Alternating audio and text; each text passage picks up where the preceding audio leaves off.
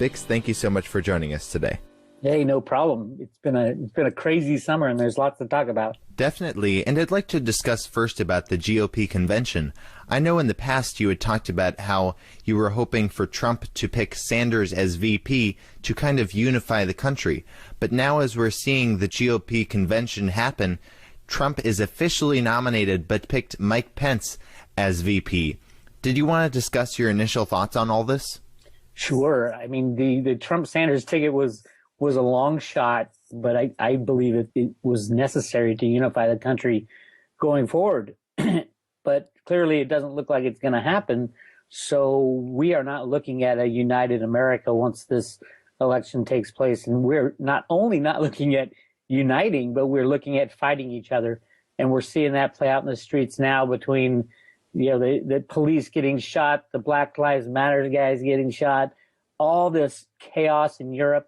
I mean, we are on the brink of pure chaos where total control is lost. Turkey's pseudo coup, nobody really knows if it was real or not, but all it does is add more chaos. So without a united America, we're not looking like we can, I don't think we'll be able to survive this without some kind of civil uprising. And, they're trying to take away guns, which usually loads people up with guns and ammunition. It really does look like it's turning into a not so much a war of rhetoric, but a war of bullets and guns, and that's not good to try to live through. Definitely, and I guess I know recently you've talked about how there's these riots going on, and that if the collapse happens right now, then the collapse will be blamed on the rioters. Did you want to discuss about this? Well, the collapse is coming. Everybody knows it. They've been holding up the markets, trying to support it through at least the beginning of the election process. But just like in 2008, they're gonna let it crash. And I'm hoping August, September. There are lots of signs that it is crashing now with the Brexit losses that are taking place. Just today they announced that HSBC foreign exchange trader got actually arrested, which is unheard of. And then yesterday, Deutsche Bank was put on the watch list, negative watch. So they're going to be downgraded soon, which just triggers even more of their foreign exchange derivatives, which I think they had some gigantic losses from the Brexit. We should know.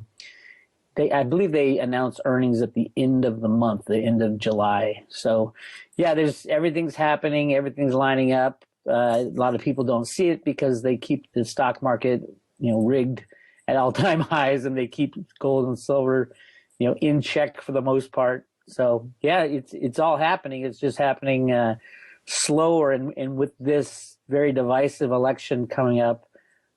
Either side that wins, the other side is going to go nuclear, and hopefully not literally nuclear, although there's talk about that coming out of North Korea. But this is the life we have built for ourselves, and there's really not many people we can blame except ourselves, because we allow this all to happen, and we allow the rigging to go on, and we allow the taking of our freedoms from us without any, even getting off the couch. So we're going to get what we deserve, and hopefully we'll, survive it, or at least most of us will survive it in the end. Now, you talk about the need for America to unify. I guess, do you see any possibility of this happening now? And what are some ways that, our viewers can help this happen?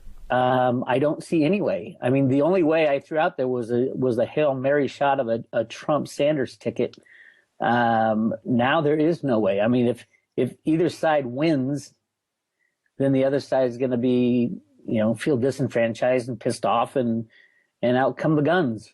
I mean, literally, especially if Trump wins, and it's looking like the Republicans have the upper hand, because at any moment they can file more charges against Clinton for lying to Congress. That's how they usually get people anyway, is not the deed, because it's so hard to prove, but it's the fact that they lied about it. And so, will Clinton win if she's on trial for lying to Congress? I don't think so. I think Bernie Sanders actually might even still have a shot at this if they take Clinton out.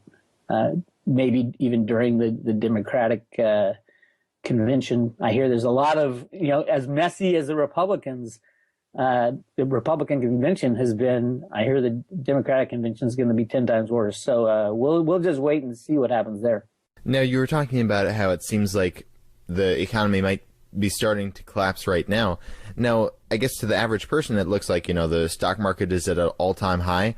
I mean, did you want to discuss a little bit about this? What are some of the other reasons you see that the economy looks so fragile right now? Because, like I said, to the average person, the stock market's at an all-time high. It seems like everything's going fine. Well, those are two. I mean, they try to place the price of the stock market equals the economy, and they've been trying to put that in everybody's head since day one. So they rig the price of the stock market high, and then everybody says, well, the stock market's doing well, that means I'm doing well, even though most people are not doing well. Other signs are, look at real estate market. The high-end real estate market has been absolutely destroyed, and it's going nowhere from here. Middle and lower it's wobbling now, but it's also going down. And once this economic bump hits, you're going to see a free fall of those. And, everybody and their mother thinks, the wealth of their future is in their house. So I don't see that turning out well at all. And as the banks collapse, so collapses the housing market, because nobody can get money to buy houses. It's 100% contingent on cheap money. So if the banks go down and aren't lending, like happened in 2008, you can see another housing crash. So it all is going to happen very fast, and it doesn't take the market riggers or the powers to be. It doesn't take them to do anything other than to remove the artificial support. And we right now have artificial support on the stock market, on the bond market, on the U.S. dollar. Everything's traded off derivatives now and run out of the computers of the Fed and the Treasury. So there's nothing that's real. And if you look at Europe's falling apart. Turkey literally is in coup mode. France is right around the corner. Italy, Spain, Greece, the EU is falling apart. I mean, the only thing that people are pointing at is the stock market, and the stock market's rigged. So, you can hold up a sign and say everything's rosy. It doesn't really mean that it is rosy. Now, what about the gold and silver markets? I know we've been seeing gold and silver move higher recently. That might be, to some people, it looks like, oh, maybe that's a sign that the economy is actually not doing well. So it seems like kind of strange that the stock market and gold and silver are going up at the same time. But what is your perspective? Are those just more rigged markets? No, of course. And because the stock market going up doesn't mean people go in and buy silver. I mean, the silver market going up or the gold market going up. It means they change the derivatives, how the derivatives are calculated. And because, as you know, over, at least on the COMEX, over 100 billion ounces are traded every year of electronic silver. It's got nothing to do with physical silver. So it's very confusing to most people, because they look at the price of silver that they show you on MSNBC and Kitco, and they believe that's the real price. That's the fair market value of silver. When in actuality, over 500 billion ounces of electronic silver make up that price. It's got nothing at all to do with the physical silver. So they can move it up, they can move it down, they can move it to zero if they wanted. They could move it to $1 million an ounce and all this is done with the click of a mouse, out of the basement of the Treasury and the Federal Reserve out in New York and some of the bullion banks. It's all rigged all the time. So, there's nothing to do except sit and wait with physical on the sidelines. And you've talked about before how once this collapse eventually happens, the world will begin to understand the need for trust and scarcity, and then turn to silver, gold, and Bitcoin to save themselves from the collapse. Did you want to discuss a little bit about this? Well, they'll try to be getting into silver, gold, and Bitcoin. But remember, for any market you take, you need a willing buyer and a willing seller. When this all starts to collapse, you're going to see central banks around the world printing money to try to buy gold, silver, and Bitcoin, including your average Joe. And the sellers will absolutely disappear overnight. It really will be a unique situation in that it won't be the fear, or it won't be the desire to make money off Bitcoin or silver or gold. It will be the fear of holding these dollars that are collapsing before your very eyes. As the banks go, so go all the access to any kind of funds you have at those banks. So you have Deutsche Bank goes down, the largest derivative holder in the world that just got downgraded or is about to be downgraded by S&P. You can pretty much say, well, that's probably the biggest too big to fail bank out there. And there's no one in Europe who can fix that problem. And there's no one in the United States who can fix that problem, not even the Fed. I mean, we're talking 75 trillion or 70 trillion right now in derivatives that they're counterparty to. So that means, how many trillions does JP Morgan have in that counterparty? Maybe 5 or 10 of the Deutsche Bank, and Bank of America has 10, and it's spread out between these banks. The reason they call them too big to fail is that if they fail, they take down the entire system. Now, I'd like to turn our focus now to viewers' questions. Mike is wanting to know, have you given much thought to the prospect of central banks issuing their own digital Bitcoin-like currencies in the future? That would be great if they are Bitcoin-like, but that's the thing, is central banks, they don't run off of Bitcoin. Bitcoin is about trust. Everybody in the system has to trust that every transaction, has to approve every transaction that goes through, and it's all visible. With the banking system, it's the complete opposite. They are in charge of these things. Yes, a central bank or a bullion bank or a Joe Schmo with a computer can invent a new cryptocurrency, and that's fine and dandy. As long as it's trustworthy, it will be accepted to some extent, although Bitcoin has the first mover advantage and there's billions of dollars going into the infrastructure. So yeah, a central bank, sure, they can create anything they want. Remember, after the crash, no one's going to trust central banks most of all. So if they create a type of Bitcoin that is completely trustworthy without them even being there, yeah, that might have some inroads, but they're way behind the curve on that. I don't see them doing that. I see that trust going away, so it won't be central banks who will be controlling the monetary system after this crash. Now, still on the topic of Bitcoin, this viewer is wanting to know, is the gold to Bitcoin ratio going to be a major new index to look at? What if we fixed or backed Bitcoin or another cryptocurrency with gold? I think the question is missing the whole point. There is no backing to gold. There is no backing to Bitcoin. Gold is gold. It has been accepted as a world's reserve currency for thousands of years. Countries that try to back their currencies with gold, unless it's fully redeemable, it is ridiculous, because all it does is give them power to abuse a true gold standard, a gold coin standard, where you use gold as money and there are no derivatives of gold. So there's no need for backing for Bitcoin. If you understand the program, the protocol, how it works, it's very limited in the amount of coins that can ever be made at 21 million. And they estimate like in the late 2030s, the last coin will be mined, or basically they'll hit that 21 million. And then from then on, you have no more Bitcoin being mined. And that's even a better thing, because that increases the scarcity, because it's all about scarcity. One of the biggest problems right now with gold, I believe, and a lot of my friends at GATA don't believe this, but I believe there's a lot more gold available than the central bankers are telling us. And central bankers meaning, the Jeffrey Christians of the world, GFMS of the world, and the World Gold Council. All those people are the ones who decided how much gold there is to tell people that there is in the world. And I think they're lying through their teeth. I think there's a lot more gold. That doesn't mean it's less valuable. I think gold should be up at $10,000, maybe $20,000 right now, but it's rigged also with the derivatives, the computers and derivatives.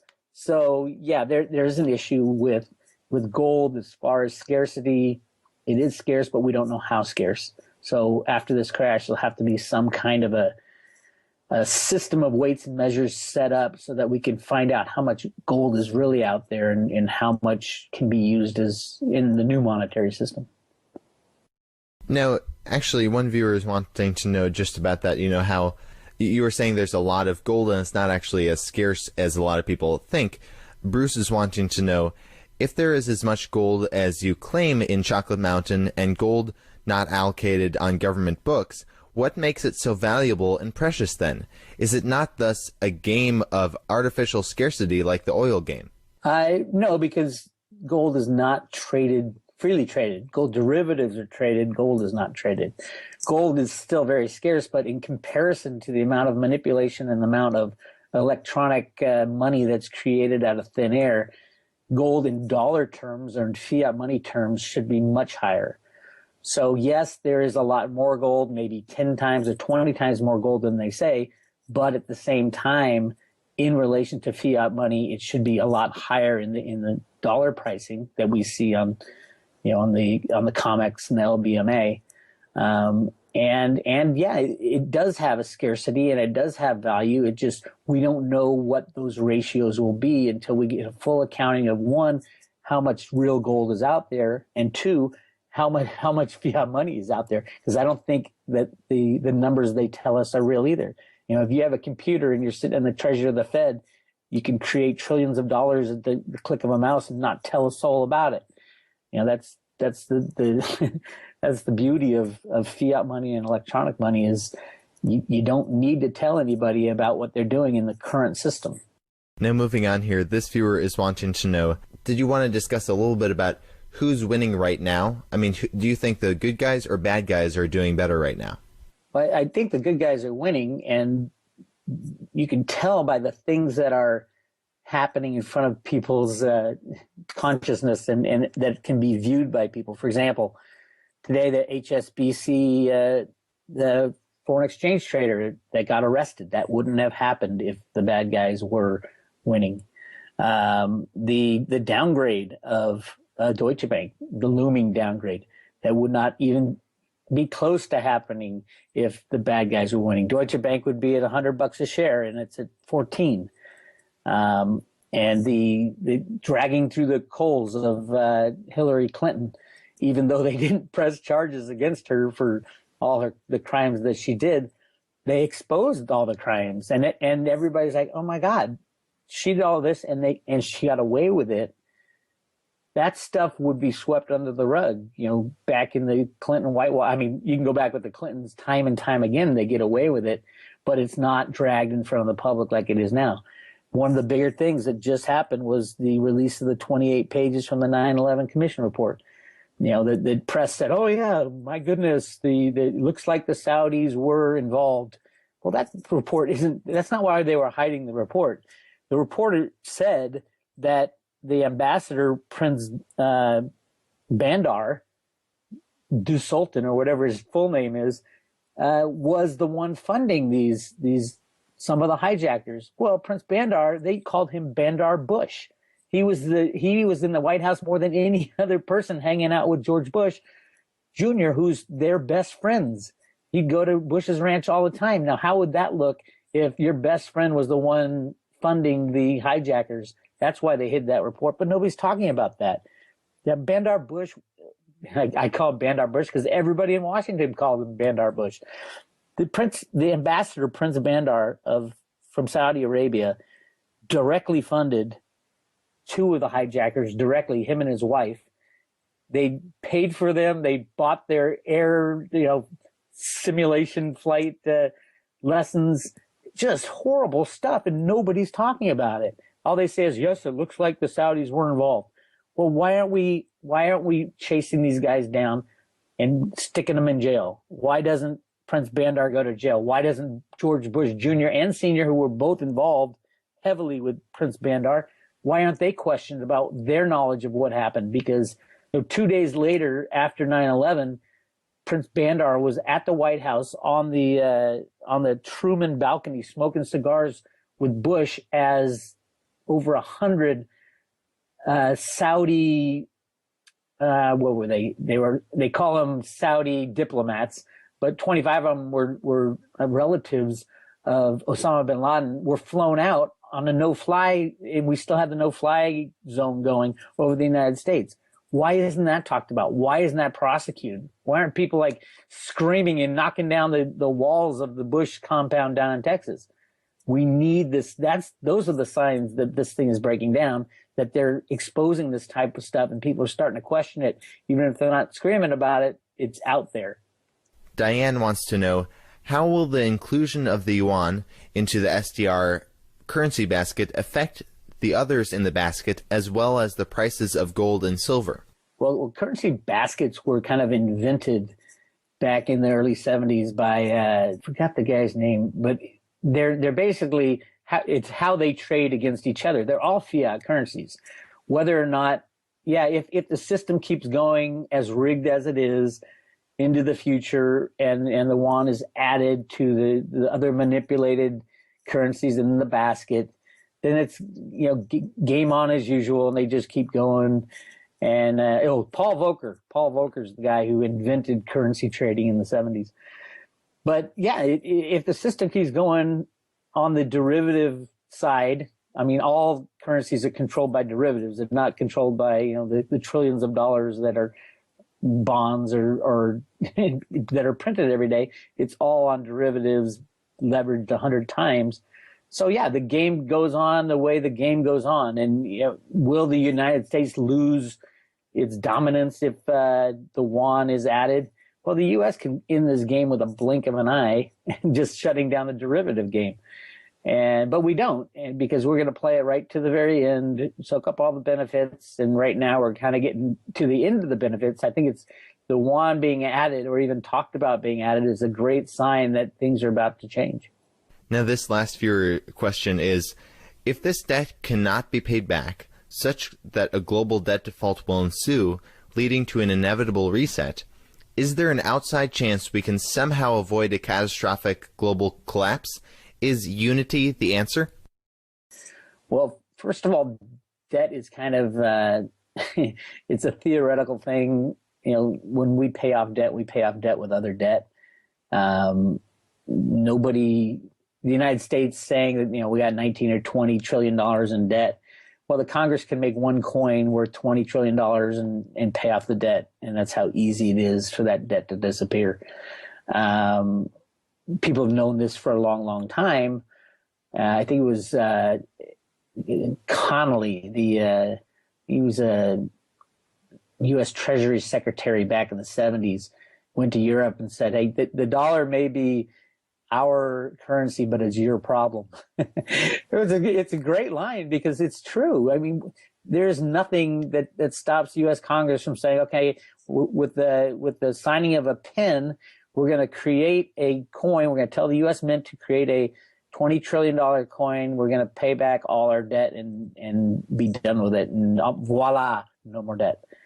And that's the con game that is the debt-based money. So no country has ever paid off debt in the history of debt-based money.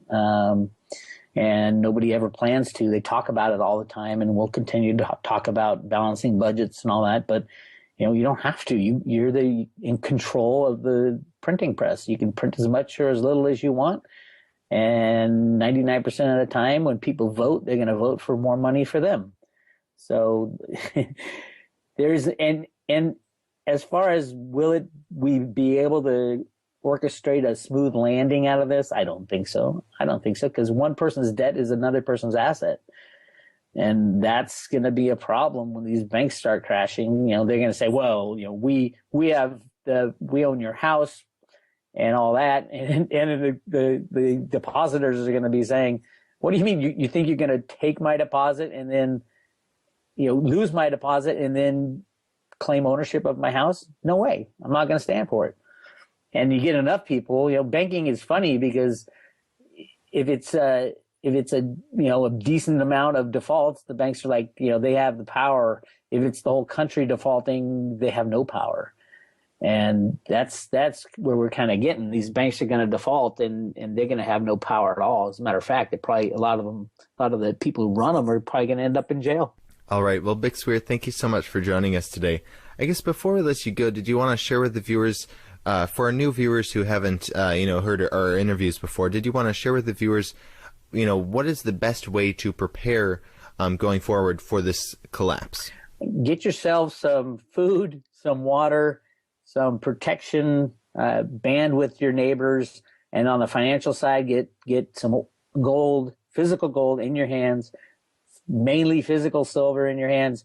And I every day I increase my allocation of physical Bitcoin. Physical Bitcoin meaning you print out your private address and public address and you keep it in your own possession so that it's not on the internet and not kept with any online wallet company.